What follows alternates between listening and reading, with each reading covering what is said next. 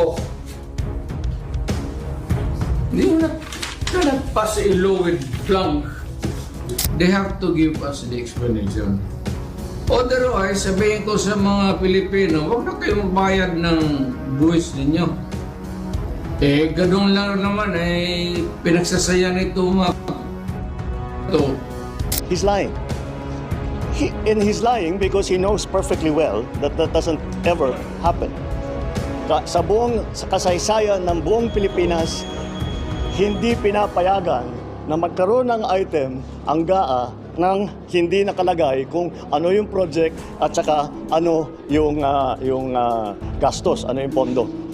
So, meron namang kopya that's available on the website of DBM. Tignan ninyo, huwag na ninyong busisihin isa-isa. Hanapin nyo yung sinasabi nila na blank check. Tignan ninyo kung meron kahit isa para mapatunayan na tama ang